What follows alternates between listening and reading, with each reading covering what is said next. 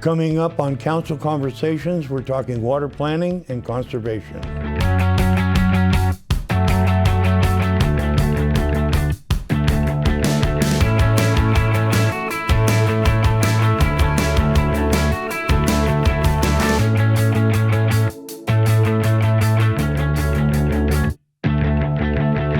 Hello, I'm District 4 Councilmember Ken Remley.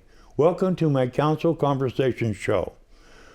Water is a precious resource, and with an unprecedented drought here in Arizona, it's more important than ever to conserve the water we have and plan for the future.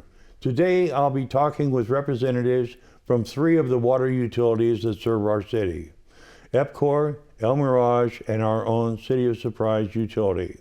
To kick off the conversation, I have City of Surprise Water Resource Director Michael Boule here. And thanks for being here today, Michael. Thanks for having me, Councilman Remley. I appreciate it. Thank you so much. And as you probably know, water is the #1 question that I get from the residents all the time. So I would like to ask you a few questions today. And one of the things that I've heard as a term is a water portfolio. Mm-hmm. What is a water portfolio, and what makes up our water portfolio here in Surprise? Yeah, great question. So a water portfolio is very similar to like a retirement portfolio. It's sort of a cross-section of all of our different types of water that we have. So within our water portfolio, we have groundwater, we have Central Arizona Project, which is Colorado River water, and we have effluent water. Effluent water is the byproduct of our wastewater treatment plant process. So currently, we're recharging or banking more water than we're using as a utility provider, which allows us to grow our portfolio of long-term storage credits. So currently, we have about 15 years worth of banked water within the aquifer here in Surprise that we keep pushing towards our portfolio, our water portfolio. Wow, that's pretty significant. How long does that portfolio provide for in terms of how long before we run out of water? Sure. So the great news about our water portfolio is 2 of our supplies are renewable, so which means we get those back on an annual basis. But the portfolio does have groundwater and long-term storage credits, which are one-time use water. So currently where we sit today, we have an account balance of 140,000 long-term storage credits, which is equivalent to about 15 years worth of demand should all of our other resources dissipate, which is highly unlikely. What are a few tools that Surprise has to reduce the water waste? Sure. We wash our hands every day, we take a shower, we wash our dishes. What happens to all that stuff? Sure. So in 2018 and 19, City Council had an initiative to replace all of the City of Surprise water meters with automated water meters. And so this has been the most impactful tool for water conservation. So currently, our homeowners can sign up for leak alerts, get hour-by-hour data right there on their tablets or smartphone. And our water meter readers have been reimagined into these leak detectives. And so they'll go out and meet with our residents to help them identify, where this water is going. And this has been the most significant, impact on water conservation for us as a utility provider. Super. So if we have a faucet running or something like that, then you guys know that. Exactly. We can set our parameters to where, let's see who's using 9 gallons a minute or 12 gallons a minute, and homeowners can do that same thing as well. An additional piece of software that we've implemented this year is called Water Fluence. We know that as a utility, 45% of our water is used outdoors, and HOAs make up our largest water customers. So our water resources team has partnered with all of our HOAs, all 12 HOAs, to build them water budgets for their open spaces, which is where we're using the most of our water, which doesn't come back into the sewer, as you know. So between the Water Smart and the Water Fluence, we're hopeful that this is a good foundation for meaningful water savings in the near future. Wow, that sounds great. Surprise is a very fast-growing community. Maybe one of the fastest in the U.S. What are we doing concerning water in planning for the growth of our city? Sure. So in 2022, the City of Surprise updated our designation of assured water supply. This is also referred to, you may have heard, the 100-year assured water supply, but this is foundational to our growth. So what the designation of assured water supply captures is our current demand as a city and our planned demand over the next 10 years, and models that over a 100-year duration to ensure that we have the supplies and we have the infrastructure to serve our community. So the demonstration of that, identified a specific volume of water that we could serve that would, sustain that 100-year demand. And then in another 10 years, we have to go back to the state to justify our position and our ability to grow. Another tool that we use to ensure that we're on the right trajectory and to make sure that our water supplies and our water demands are fully calibrated is our water resource master plan. So that, again, this was just updated, and we do this in smaller bites.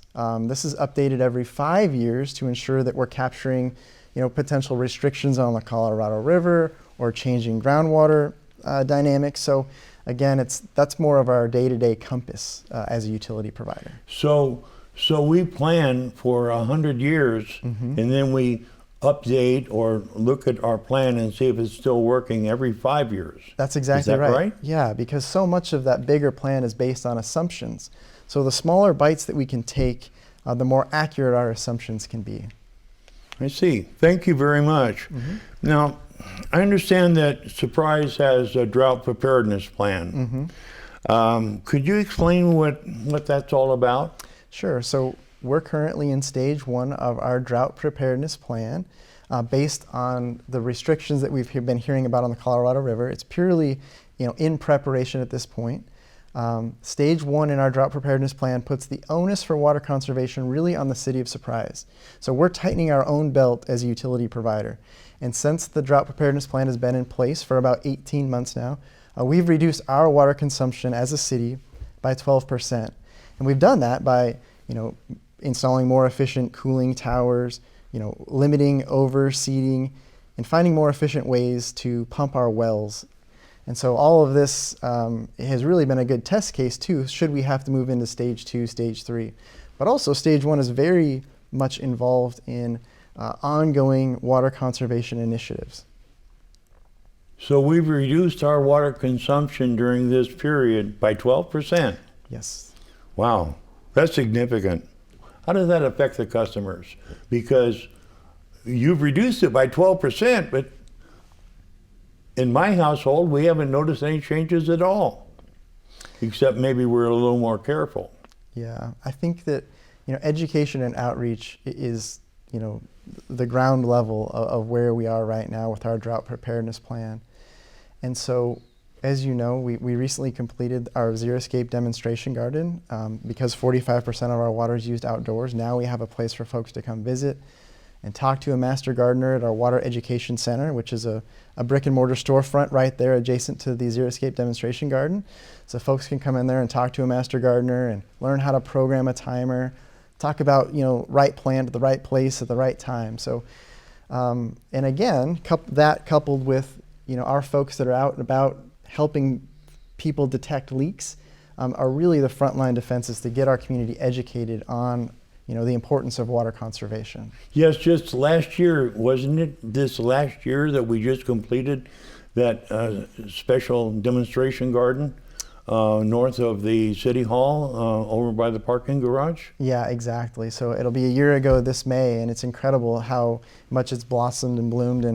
And we've held, probably a dozen trainings there or so, and really it's fun to see the community latch onto it, and we're so excited to see, what the future holds for that space. I understand you've even invited the builders to come over there and take a look to see if they can make the homes more efficient to begin with. Yeah, absolutely. The water department is embedded in the development review process, and sometimes it's easier just to see it, touch it, and experience it rather than going back and forth in plan review comments. So You're exactly right. That's been very beneficial, bringing folks to the garden to experience it. Something a little bit helpful to us as residents. What kinds of water initiatives do you offer to the residents right now? Sure. So some of the water conservation initiatives that we're focused on right now is ramped up education and outreach. So as we close out fiscal year 23, we'll have completed more youth and adult education water conservation classes than we ever have before. So we have a calendar that's posted well in advance, so we encourage our residents and customers to visit the website, get signed up and get connected to a water conservation course. There's plenty of different options. This year, we've also, thanks to you and the City Council, renewed our turf rebate incentive. So for every square foot of turf you remove, you get X amount of savings. And this year, we're also offering that to our HOA customers. HOAs are our biggest users of water. Right. So now we're looking at turf reductions also for the HOAs. Wow. Well, Michael, I really want to thank you for the great insights that you provided to me today, and hopefully to some of the viewers in the community. And if they ever have questions concerning water conservation, is there a number at City Hall that they could possibly call to find out some of these things? Yeah, certainly. It's 623-222-7040, or it's surpriseaz.gov/conservation. Thank you once again, Michael. Thank you very much. Thank you, Mr. Remley. Coming up next, I'll be talking to a water resource manager from EPCOR.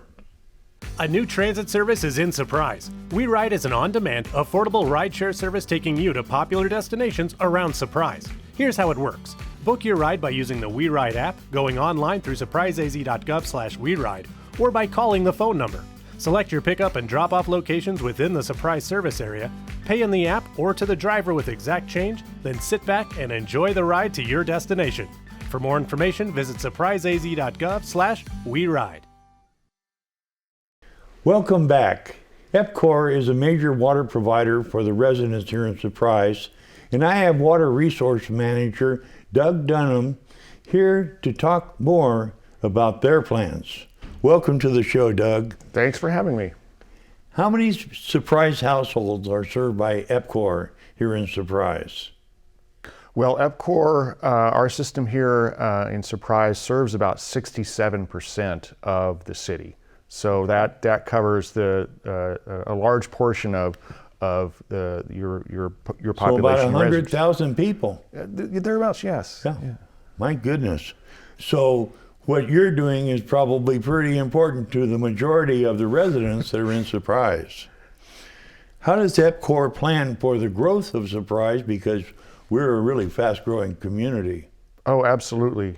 So there's sort of two phases that we plan for. So one is the basic engineering, the infrastructure, and we kind of have two general timeframes we look at. Look at a 5-year window out on what the growth we expect, how much new infrastructure we have to put in place, so the pipes and the pumps and the valves.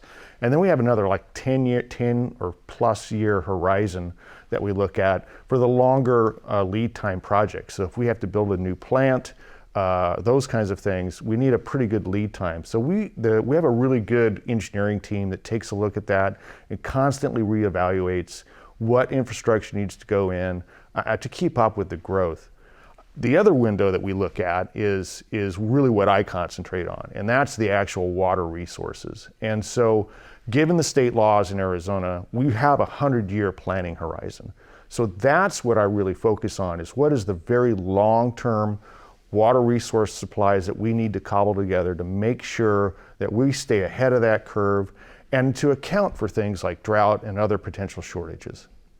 So you're looking ahead at 100 years. Yes, sir. But then again, every day you're putting down pipe. Exactly. So that sounds like a big job, to plan for the communities that are forming every single day. And because most of them are in your service area, I presume. Is that correct? Right. And so there's not only the new growth that you have to account for, but you've got your existing infrastructure. So you've got to make sure that you maintain the maintenance, the upkeep, or all this infrastructure that also needs to take place. So there's a routine maintenance part of that That way as you well. don't have leaks and losing a lot of water. Exactly. Try to run the operations as efficiently as possible, so we conserve as much as possible for future use. Okay. Where does your water come from? Do you use Colorado River water? Yeah, we actually have a pretty diverse portfolio in our FRIA system out here. We do have Colorado River water, so it's delivered through the Central Arizona Project Canal. So we have an allocation of Central Arizona Project water. We also have an allocation of our FRIA River water through the Maricopa Water District that is part of our portfolio. So those are our two surface water supplies that we treat and deliver to citizens. And in addition to that, we have groundwater reserves. And then lastly, our effluent. So we reuse almost 100% of all the effluent that we generate, and that is either recharged for later recovery, or we use that on landscaping, golf courses, those types of things. So you reduce the fresh water that you have to use by using some of the reclaimed water from the FUs from the sewers and that you've reconditioned. Exactly. So we take all that wastewater, it comes into our wastewater plants, we treat it to, it's called A++. So A+ standards, the highest standard possible. And that highly purified water we reuse. And so then that so if you use that for landscaping or for industrial purposes, so for cooling towers and that kind of thing, then that's less groundwater or less surface water that you have to treat and wheel to those customers. So it's a really good way to stretch your water supplies. That sounds pretty good. That sounds really good in terms of conservation too. Could you tell me what would happen if we experience shortages from the Central Arizona Project supply that we use? Yeah, right now, we are in shortage, and we haven't had a direct impact to any of our customers yet. With this wet winter that we've had, we think that some of the projections of the runoff that we're having, we might be lucky enough to actually move out of those shortage tiers that we're in right now. Wow, because of this winter's rain and snow? Yes, but unless we get multiple years like that in a row, we're going to find ourselves right back where we have been, because the drought has been so deep and so prolonged. Since the late 90s, actually, we've been in some form of drought here in Arizona. So looking into the future, if we do get into deeper tier cuts where the municipal allocations that we have for CAP, we actually have shortages there. The CAP supplies only make up about, overall across our systems, about 30%. So we've got flexibility built in to be able to use additional groundwater, enhance that water that we've stored over the years for later recovery, and that would insulate some of those potential shortages. There's also an entity out there called the Arizona Water Banking Authority, and that's a state agency that's housed with the Arizona Department of Water Resources.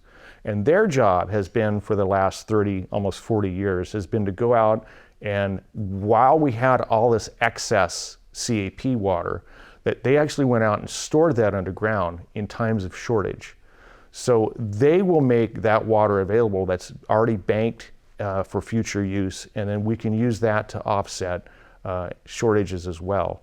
With EPCOR, with our multiple systems and our multiple CAP allocations, we've got a lot of flexibility where we can move water around. So, for example, the White Tanks surface water treatment plant that we run, we can keep that pretty wet deep into deep cuts, because we'll have the ability to rely on some of the credits that would be made available to our other systems, and then we can divert some of the wet water that still remains to that plant and keep it operating instead of just going to groundwater, which is still an option. So we'll try to preserve that resource as long as possible. So you've already planned for periods where we may have shortages, and you have supplies that can make up for those things at that time. Do you anticipate that there will be much of an impact on on the ordinary residential consumer here any time in the near future or beyond? What I anticipate is that we will get into probably some upper tier shortages, and which will require us to balance our portfolio.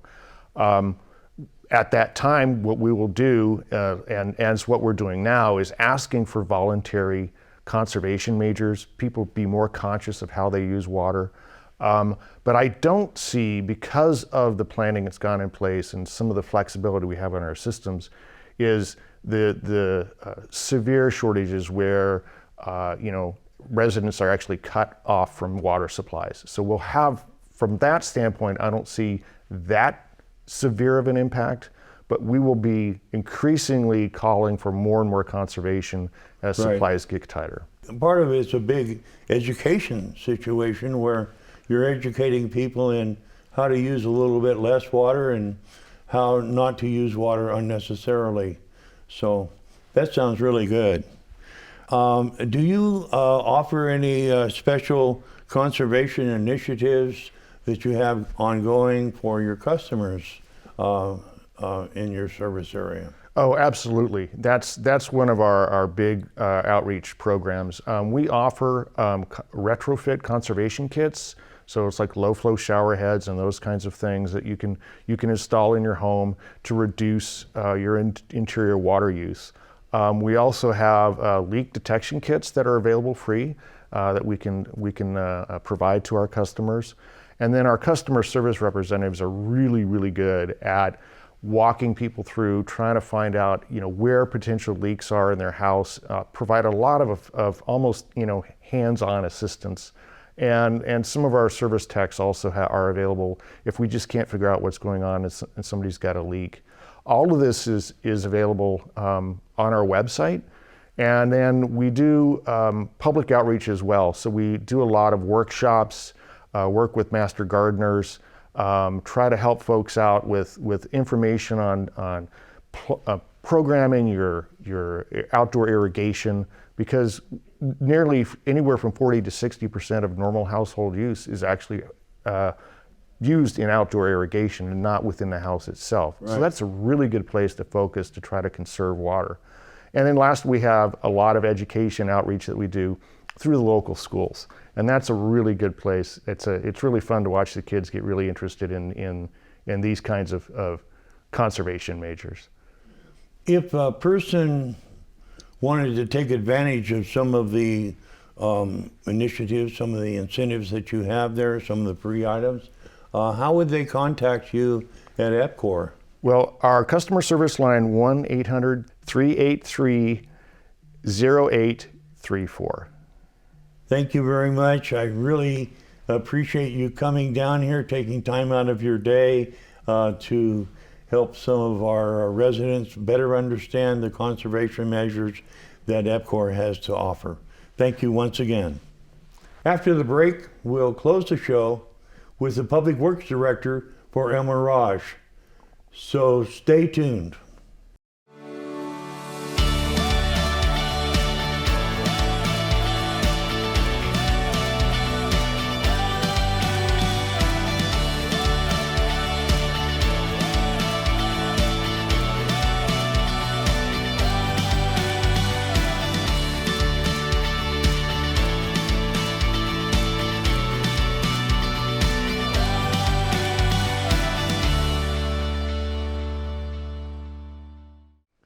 Just like Surprise, the city of El Mirage has its own water utility, and some of its services are for some of our residents. Today I have El Mirage Public Works Director, Nick Russo, here to talk with me. Thanks for being here, Nick. Welcome to our show. Thank you, Ken. Thanks for having me on. To start off with, how many Surprise households do you serve with El Mirage water? Good question. So El Mirage serves about 1,200 Surprise households. Okay. And also some businesses included in there as well. Mm-hmm. Has El Mirage done this for very long? Is this something new, or this is something that's been here a long time? No, this is as old as the cities are themselves. So when El Mirage and Surprise were growing up, they overlapped, and then we've had the water service territory and the wells in that area to serve the original town site. So we continue to do so. So way back in 1960, when Surprise became a city, you were serving the same residents with water at that time. That's correct. Yeah. Could you share with me some of the things that El Mirage Water is doing to prepare for potential shortages in the Colorado River supply? It's one of the first questions that people ask me when they move into our city is, what are we doing about water? Right? Do we have enough? Yeah, certainly. That's an important and a great question. So we're very much like Surprise in that we are planning for the future. We have different allocations of resources in our water portfolio, just like Surprise does, with recharge through effluent, long-term storage credits, extinguishment credits. They all make up our water portfolio to extend our replenishment horizon. That being said, we do rely on groundwater, just like Surprise does. So using the local aquifer means that there should always be water for residents of El Mirage and the Surprise residents we serve as well. Mm-hmm. Thank you very much. If you would you share some of the resources that you offer to the customers to help your customers conserve water? Yeah, certainly. So we have a few different tools. One of them is software. We offer, it's called Drop Counter. It's a real-time water use software that all of our residents can get onto for free. Shows you exactly what you're using, when you might have a leak. It sends leak alerts. So that's really useful. We also offer water conservation kits. So low flow shower heads, aerators for your faucets at home. Those are free of charge, and you can pick them up at our customer service office. And then we do conservation outreach too at our special events. So very many of the same tools that Surprise uses, we do the same. That's interesting. So if you have a shower head that you need to replace, a number of the residents that you serve may be of limited means, and if they have a shower head that really needs to get replaced, you've got one available for them that uses less water. We certainly do. How would a resident contact the city in order to be able to make those things available to themselves? So the best way would be to contact the Public Works Department directly, so 623-935-6405. You can also go on the city website at elmirageaz.gov, and then you can basically go through that and ask your question, and it'll get routed to our department, and we'll get you in touch with customer service and a water conservation kit. Thank you very much. You're welcome. I appreciate you taking the time to out of your day to come and speak with me and to the residents of Surprise today, Nick. So thank you once again. And thank you for joining us today. If you have any questions or comments for me, I would love to hear from you. You can call me or email me anytime, and I welcome you to sign up for my newsletter, which is filled with the latest city news and information. To sign up, just visit my website and click the Sign Up for D4 Notifications link. Thanks for watching.